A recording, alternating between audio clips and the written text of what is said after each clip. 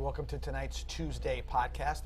I'm John Mussone here with head coach John Peacock of the Venice Indians. And Coach, did the coaches show a few minutes ago, talked about the game against Lakewood Ranch, and one of the things that we sort of mentioned a few times was how much more, I guess, bigger, thicker, faster, more physical. Physically bigger and stronger. But like I mentioned before, I felt like Lakewood Ranch was very well coached. I thought their kids played hard. I thought they were in the right positions. They just like I said, plays are being made. And I think that program is moving in the right direction. I think Coach West is doing a good job. I think their kids are bought in. It's just, it's going to take a few years in that weight room a little bit to catch up. I was just going to say that. So we talk about all the things on the football field, but really, is that just the issue that right now it's off season in some ways, trying to get their left tackle to be look like our left tackle or anybody's left. It's just going to take a little bit of work in the weight room, and I think eventually they'll be where they want to be. Like I said, I thought they were really well coached on both sides of the ball, on special teams. It just was a matter of just not being as big and as strong as us. And I think that, like I said, I think that they'll get there. And it is a work in progress. It takes time. They didn't play sloppy. They were making plays. The turnovers we had, we forced the fumble or did little things like that, stepped in front of it. It wasn't like they were just giving the ball to us or handing anything over to us. It was basically that they're right there. They're ready to make that play. And football, like most sports, but football in particular, because it's such a team-oriented game, one missing or one piece not right on a certain play, or somebody doesn't do their job on a play, it all unravels on you pretty quickly. So, but again, 61-7 was the final score. In case you did not know, Indians were in a running clock scenario, which, I mean, running clocks are interesting. You want to get the game over with in that situation. You want to get to the so you're not having to run your ones all night. But the real good thing about the running clock also is the second team players get an opportunity to really get on the field and play significant minutes in a football game. Yeah, I think that the second team's going to get on the field regardless. I would like them to kind of look at that and maybe say, let's run the clock in the fourth quarter. Yeah. Because the backup players, on the winning side of the coin, really are the ones that get shorted. Sure, you're right. Not getting look at our twos. I mean, they get on the field and it's over before you know it. And if it wasn't, if they didn't have a running clock, they'd get a lot more snaps. They get a lot more playing time, and they deserve it. And kind of our philosophy at Venice is that we're going to play the first half, and we're going to try to score as many points as we possibly can in the first half, and then after that we're going to put the backups in if it's a lopsided game. A lot of people were upset at Lakewood Ranch side that we scored late in the second quarter. And I was going to bring that up too. My thing, I look at it, and people ask me about it as well. And say, well, here's the deal. You're running through scenarios with your team. Right. Okay. So you don't get to run a 2-minute offense against another defense, or you don't get to do certain things you're trying to do, or certain plays, or whatever it may be. We're at the point where, hey, we got the ball, we got 45 seconds, we got the ball at our own 40. We're going to try to score if it's the first half. Now, second half, no. I'm not going to try to do. Would not try to do that, but we would like to get our twos as many snaps as we possibly could. And you've got things that you're trying to do, and you're trying to, again, and probably not the most important thing, but we talked about this earlier in the year. These kids that are good athletes for Venice did not get coaches to come see them from colleges. They don't get an opportunity because of COVID. And now they're trying to put film out there, trying to do certain things. And while it sounds like it's self-serving, it really isn't, because these kids deserve the opportunity to be seen. Right. Austin Bray deserved to have that catch. Absolutely, because all of a sudden you say, wait a second, this guy can catch the ball. This guy can do something. And if you just sit there and dumb it down, or you don't try to make the best of what you can do, you're not doing a service to the kids that are trying to do their best in practice every week and in summertime working out and everything else, because they're not getting a chance to put it out there. You kind of just go back to what Steve Spurrier used to say. Stop me. It's our job to score. Your job to stop us. Right. And there was I've seen games where he said, look, he's like, oh, that guy, that second string quarterback, he deserves me to coach him the same way somebody else gets to be coached. Right. And that's what it comes down to. If you don't like it, stop me. And it's understandable, because that is the situation as it is. But I looking at it from that perspective, you're right. It's a first half that's your opportunity. You got so many minutes, so many seconds in a game. You know, there might be an opportunity where you're in a tough scenario where you got 40 seconds to go 60 yards for a game-winning field goal. Right. When is that ever an option to get that in there if you don't do that kind of stuff? With that, Coach, there's another big game on Friday night that we kind of talked about a little bit last week. I was wrong. You were right. I did, but I will tell you this: I was surprised to see the final score. 35-0 was the final score. Well, if you look at it with I think with 5 minutes left to go in the first half, it was still 0-0. Yes, it was. And then I think Riverview scored, and then the wheels kind of fell off for Sarasota. I think they had a punt return on them, and then they scored again right before half to make it 21-0 at half. And then I think the wheels kind of fell off. And sometimes it's like that. I'll tell you this: when they play them again, I'm taking Sarasota the second time. Well, there's a learning curve there. If you were going punch for punch that far into it, and we talk about all the time how you have these little blips on how things can go bad that quickly. Yeah. You know, you get a touchdown scored against you, and then you get a bad field position, and you make a turnover. All of a sudden, you got 21 points scored on you, and now what do you do? And I will tell you this: that Sarasota, when they played us, they were going for broke against us. So I imagine they probably didn't go out there and say, "Well, we're down 21. Let's try to score 7." They wanted to win. So I'm sure they went for it and did a good job. But yeah, that was interesting because obviously that has district ramifications. Now Sarasota's kind of out of the district at this point, as far as winning it, I would say. Oh yeah, winning it, right. So yeah, that Riverview is definitely the front runner to win the district, and hopefully with our points, we can get in the dance with our points. Right. I think we're set up to do that anyway. But looking at it, if you looked at, I looked at the points today from last week. All three of us would get in. Okay, even better. I mean, that's Venice, Riverview, Sarasota. Now, I think if Sarasota wins out and they're 8-2, and we go 9-1, and Riverview is 9-1, that we all get in. And so, if we all get in. Feather in the cap. Yeah. There's a good chance Riverview and Sarasota meet up again, and I'm going Sarasota. And I still believe in tripling. And with that being the case, for our district, for our area, that's a feather in the cap for the area. For your district, you say, hey, look, and again, we always talk about this because we talk about the points and the RPI. We want to see that because we want to be able to say that look at how good our RPI. That's saving. That's a saving grace to have them keep winning. They said there was get there. 8,000 folks at the Sarasota Riverview game. Really? Yeah, that's a good payday. 8,000 at $10 is 80,000. Yeah, that's a good payday. That was at Riverview. At Riverview. Can you imagine this? If Riverview Venice in the regional championship at the Ram Bowl, we'll top that. We'll top that. Yeah, we'll top the 8,000. We might bring 8,000 from Venice. We'll top it because we like to travel. Yeah. There's no doubt about that. And they'll have to split it because it's the playoffs. Exactly. Yeah, that's. So we'll get 40,000. We know about that. We know about the angry split because we have an AD that doesn't like the fact that he has to do that. But that's the playoff system as it is, no doubt. Again, back to this week for us. Home game, back at home again. So no more away games for the rest of the year, until the playoffs. Right. So with that being the case.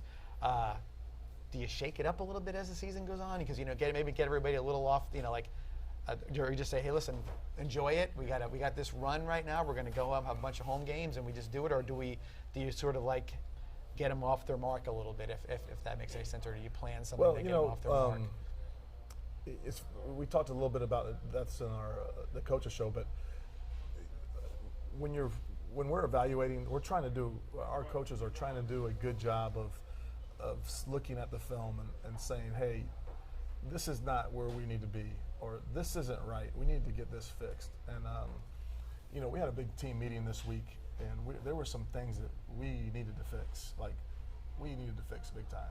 Mm-hmm. And as a young coach, when I first took over, it was really difficult to go have a big win and to kind of look at that and know, hey, we got to fix this, But like I said, when you lose a game, oh, that's easy to do. Oh, man, you find everything you are wrong. Trying to fix everything you possibly can fix, and I think that we've been doing a good job as a staff of not just saying, hey, we won it's all good. Let's move on to the next week instead of we're looking at it and saying, hey, we need to fix some things, because our ultimate goal is to you know what our ultimate goal is, and in order to do that, I mean, not only do you have to be a very, very good football team and be very good at kind of everything from the locker room to the offense, to the defense, to the special teams, and to just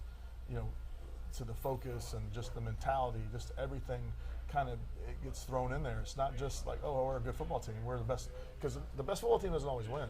No, the best football team doesn't always win a state championship. We've seen it from both sides of that equation. Right. Yeah. So we got to make sure that we're staying on top of that, and got to make sure that we're not only the best football team, we're also we got the best locker room, and we prepare the best, and we have the best focus, and because, like I said, grades have got to be good. All things that you always talk about. You want everything to be sort of where it needs to be, because it's all sort of. It's funny how you move towards the playoffs, and then the first quarter is ending for the school period. Everything's sort of coming. Yep. You're culminating and trying to have everybody be on their moving towards their best, right, and being at the pinnacle of what they're doing. I just don't want to look back and say, I wish I would have addressed that. I wish I would have fixed that. So we are trying to do our best to address and fix and make sure everything is right, and so we don't have any regrets. It's like it's not really necessarily you're trying to avoid complacency. You're just trying to avoid not looking at something that you say, well, don't touch it because everything's okay. When you know that if that does go wrong, that you got it, that you addressed it. Because then it's little things. Again, it's you're not saying a specific player or a specific situation. It could just be, again, it could be a tone or a cultural thing in the locker room, or it could be anything like that, where you're not saying, hey, I'm not liking the way that looks, or that doesn't feel right. And everybody thinks, well, you fix something, you're screaming and yelling. All football coaches scream and yell. That's not how it works. No. That's something that you look at. You say, no.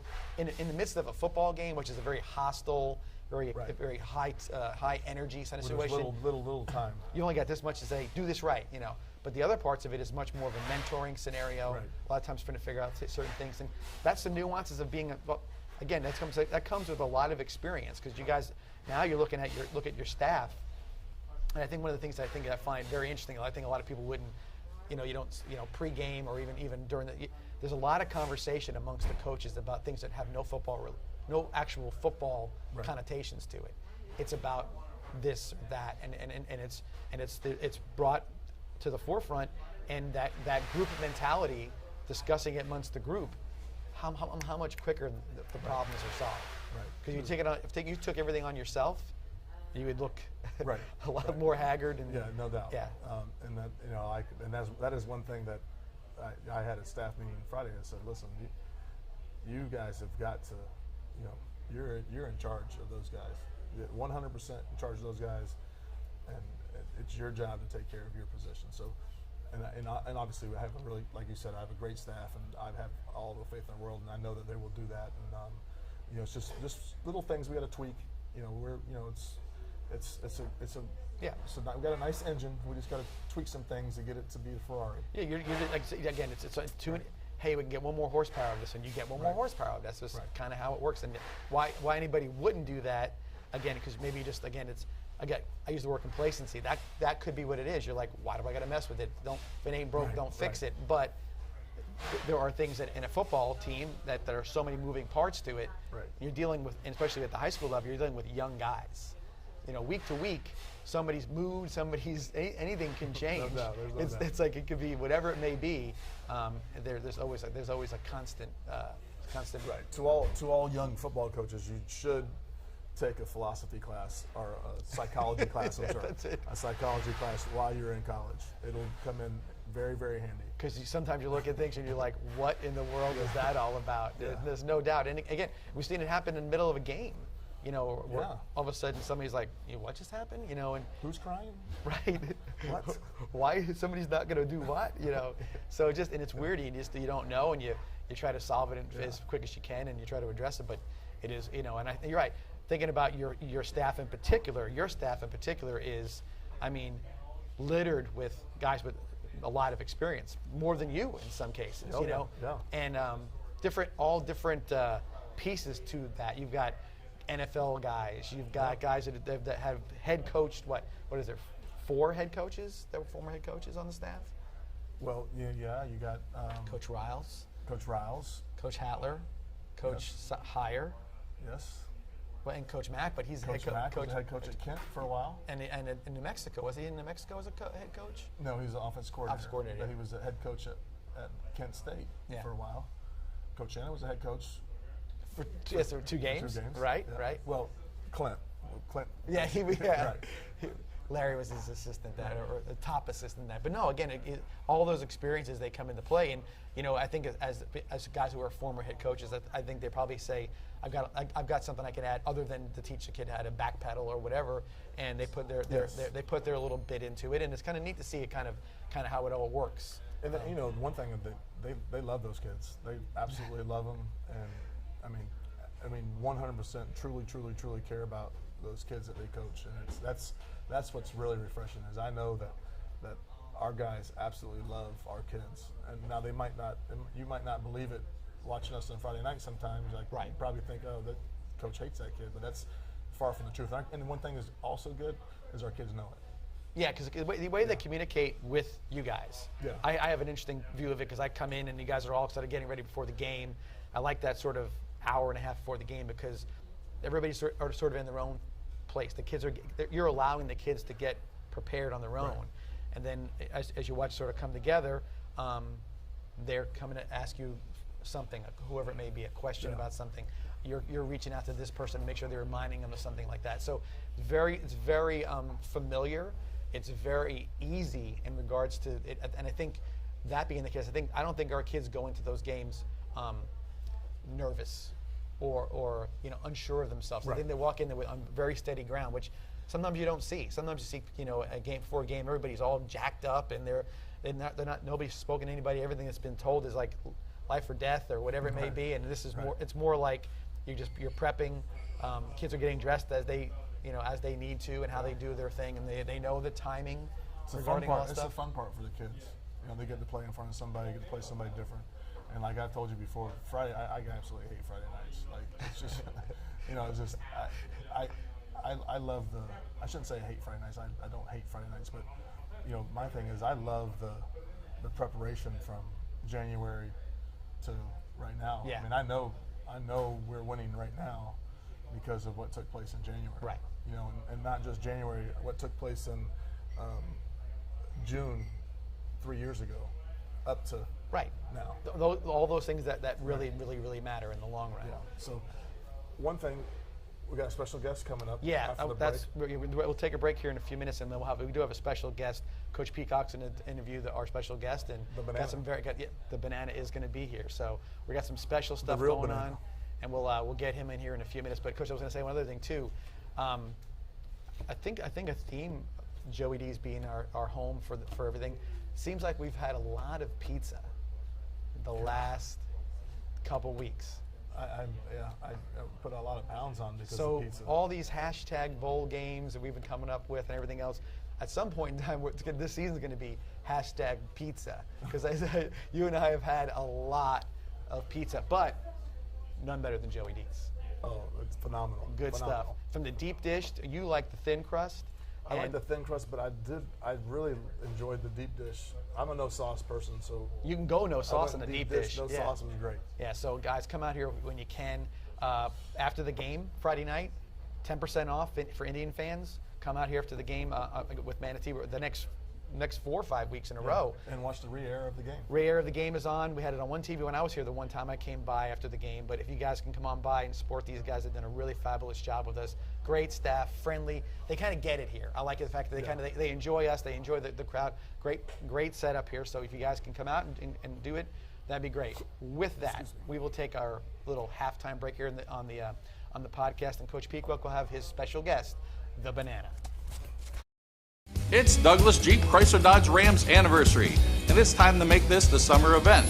Right now, get anniversary savings on a new Jeep Grand Cherokee from only $239 per month. Or celebrate savings with a new Dodge Charger from only $349 per month. Or save big on a new Ram truck from only $279 per month. Let's make this a summer event. It's going on now during our anniversary celebration at Douglas Jeep Chrysler Dodge Ram in Venice. Who has the area's best selection and savings? Douglas does.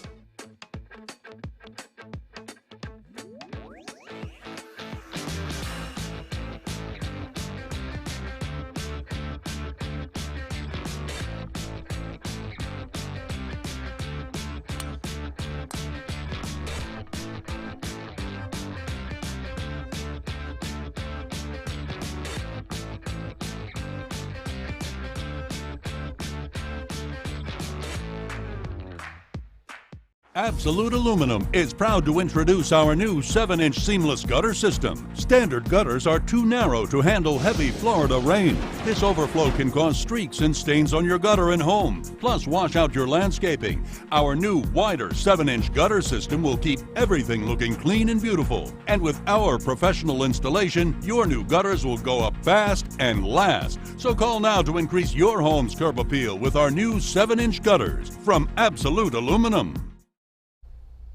All right, welcome back. It's, John Mussone stepped out, and we are now here with the Banana.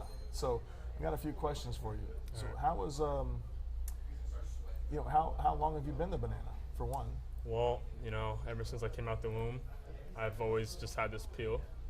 And I mean, sometimes I hide it, but moments like that Friday night, I think it was the 17th, I had to shine. So that's what I did.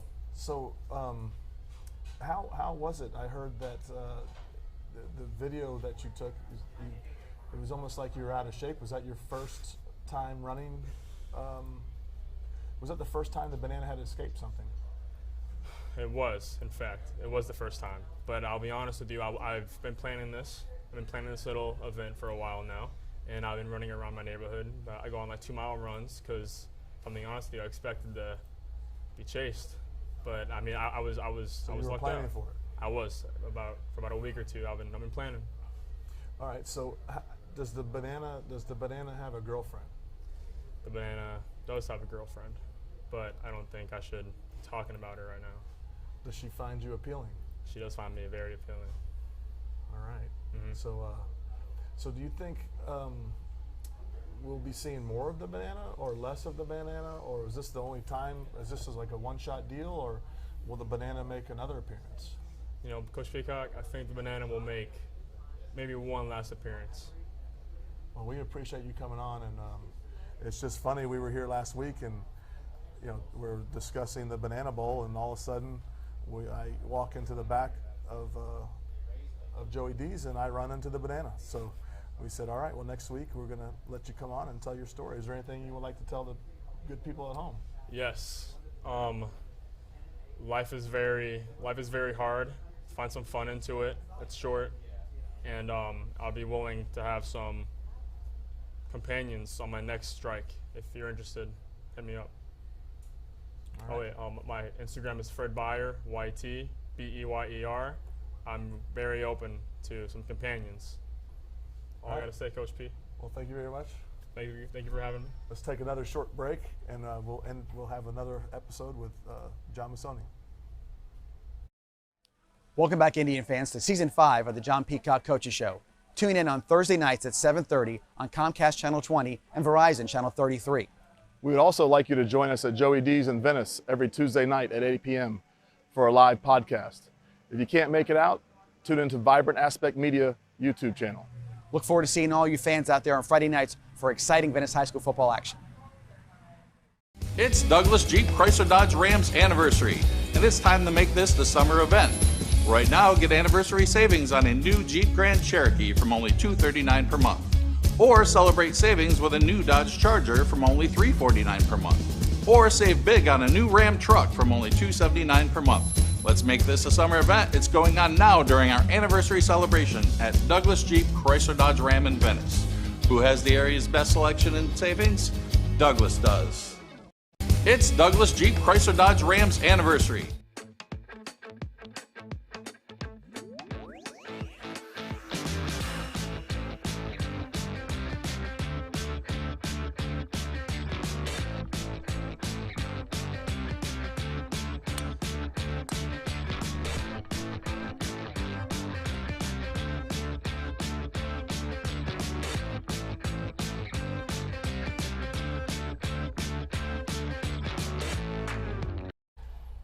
And we're back here at Joey D's for another segment of the Tuesday podcast.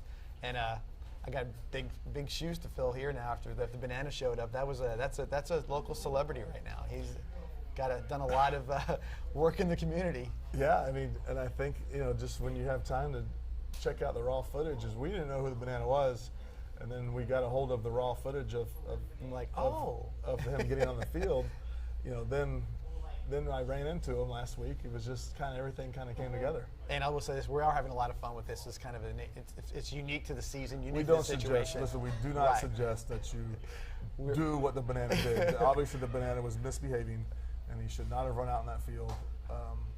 But it is what it is. It becomes it's sort over, of, and no one got hurt, so it's okay now. But we do highly suggest you do not pull any stunts like the banana. Yeah, because it becomes part of folklore. Let's kind of keep it there as much as possible, no doubt. We're lucky the banana is not in banana jail, exactly. to be honest with you. No the doubt. banana could have went away in the banana car and went to banana jail, and so we're glad that didn't happen. Yeah, no doubt.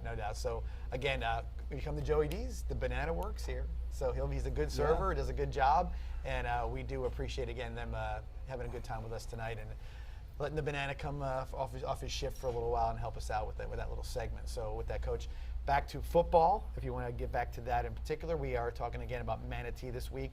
The rivalry. Obviously, there was a point in time when you weren't the most tenured coach in the area.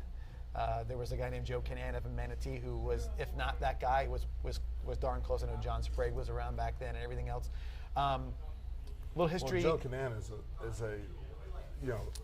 he's one of the best that has ever done it. Right. I mean, and I'm not blowing smoke right now. I mean, he was always on the cutting edge. I mean, he was winning state championships in 1983, and he was winning state championships in 2011 or 2012. And that's such a good point. So your family obviously has ties to Manatee. We could get in that in a minute. But I used to go to watch Manatee football playoff games with your brother when we lived in Orlando because they played a lot of different games up there. Right. And watching the game, and it was just, you could see what a good coach he was. How he did certain things, how he play called, and how certain plays he did certain things, and we were always sort of like be watching it and trying to diagnose what was going on and see what he was doing. So it goes far back as we're talking 30 years ago when that was all going on. So he was a guy that he evolved with the game. I mean, two of the best I've ever seen evolve with the game are Joe Canan and Paul Meckley, and Paul Meckley was one of the first coaches. I don't know if he's the first coaches in the country, but definitely one of the first coaches in Florida to get in the spread and throw the ball around like it was nothing. And then Joe Canan, you watch his teams, like when you say when you were with my brother, he was probably in the I formation. He was under center, and then he evolved to just being totally wide open, running the same type of concepts, but with a totally different look and a totally different spin on it. So he was, when we were playing him in 2011 when they had Sandberg, that's what I was going to say. Those guys, I mean, they would spread you out as far as you could be spread. I mean, it was RPO to the max. They had four options. You had Sandberg. He could keep it. He could hand it off to the fullback. He could pitch it on the option, or he could throw a pass. They were running triple option with a pass option attached. The far hash to the sideline. Being either a pitch, a hand, or a swing pass. And then it could be really late too. And and you'd say Sandberg's he let him do something, and he would take 4 strides and have 10 yards, and then dive on the ground for a first down and kill you all night with that stuff. Yeah. So I playing Manatee has always been special for me because I've been watching them since I was 4 years old. My dad took me to every single one of their games. My dad graduated there. Yeah, right. And was stayed a big fan his entire life. And then that was probably one of the most memorable wins that we've ever had. In 2007, we're playing Manatee, who was, just coming off a semifinal appearance and losing at home to St. Thomas in the semifinals. And we were playing them in 2007. Their quarterback was back. The majority of their team was back, and we ended up going up there and beating them Right. in 2007 and winning the district championship in 2007, our first year.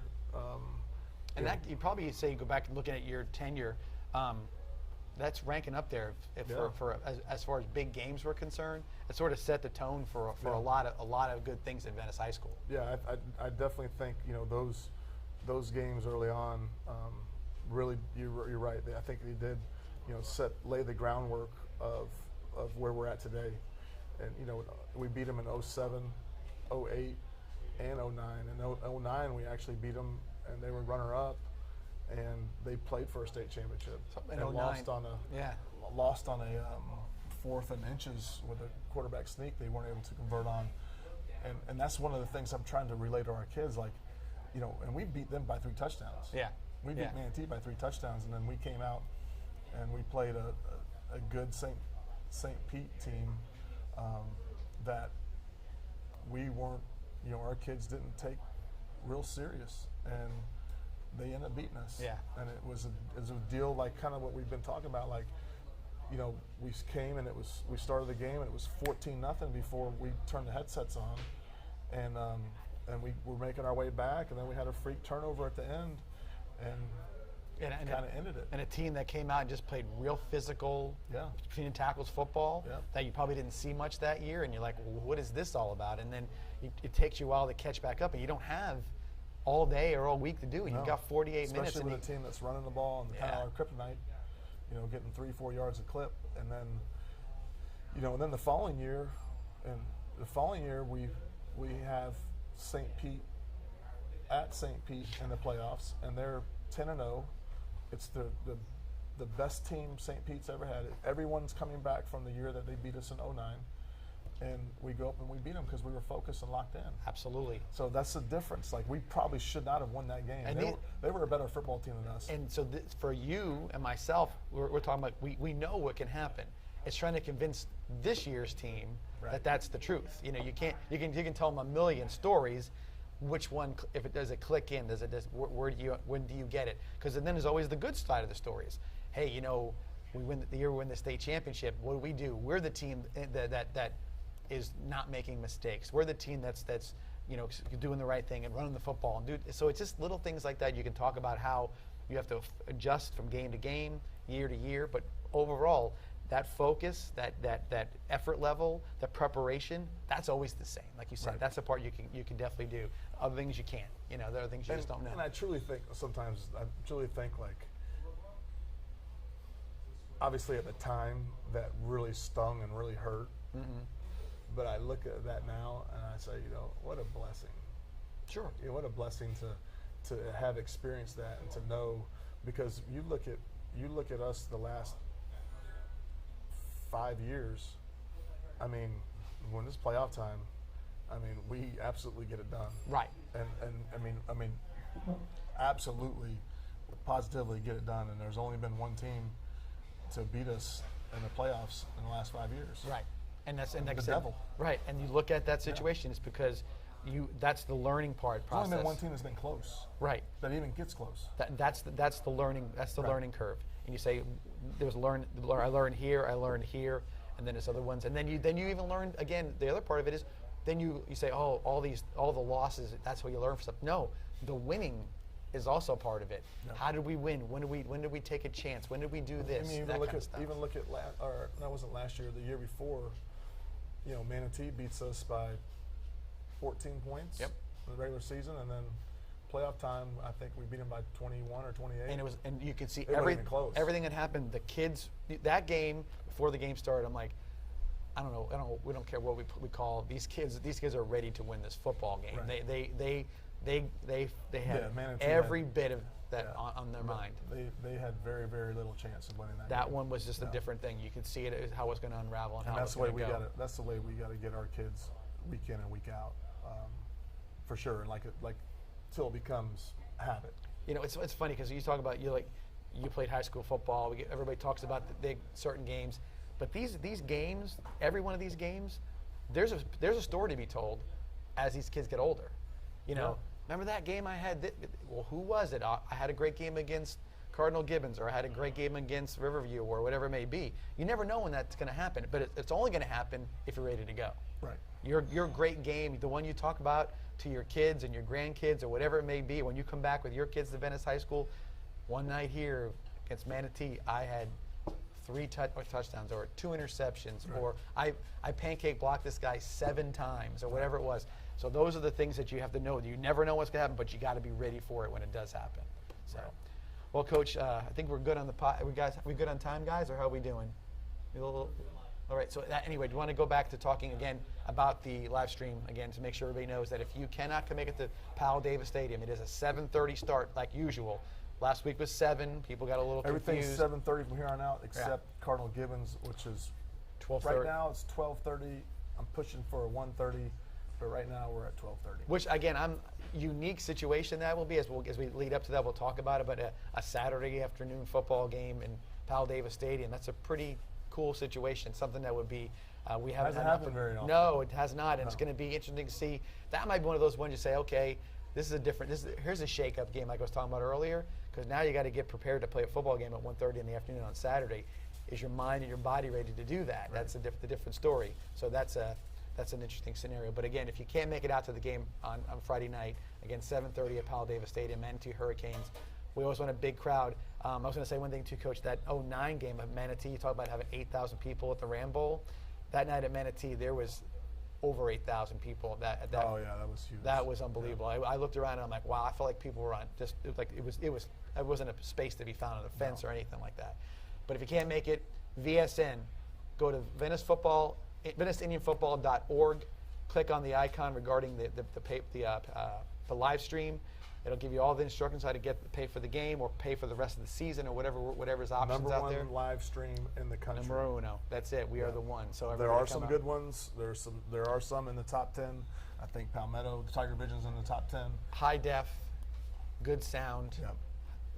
Incredible graphics. We have not just graphics like on the bottom with the time, but we've got graphics with guys with that statistics. Yeah. We got graphics with all different stuff that you guys can look at. So we're like currently number 1. I think our RPI is number 1 too for that as well. Yes. The toughness and everything. Our 2 away games, they were not the easiest thing in the world to get that up and running. We did a great job. We did get it up and running. Absolutely. Yes. Talking from the track, and it was kind of cool.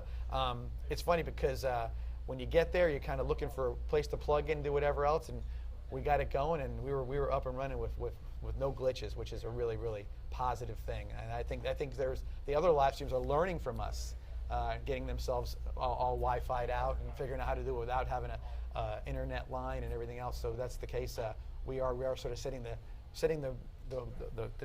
blazing the trail. I think our Saturday game might propel Vibrant Aspect into maybe doing some college games. Well, here's the thing. Now there's going to be an actual sample you can look at. You can go from Vibrant Aspect and click over or be watching simultaneously whoever's on Saturday afternoon. Big Ten early game or whatever it is. You can say, let's see what Fox is doing, and let's see what Vibrant Aspects is doing. And if you don't see much of a difference. If you go to ESPN Plus on some of those other small schools. That's for what I will say that's a for sure. Yeah. Because they don't have graphics. Yeah, they have that's nothing. what I'm saying. It's like one guy with a camera and a guy sitting in an outhouse. Watch Princeton versus Harvard. Watch that one. Yeah, that's a rough one. Right. That guy's got the wind blowing. Yeah. He's freezing outside. He's doing it from his car. So yeah, you never know what it could be. But again, I think the Riverview's live stream. I think they came in at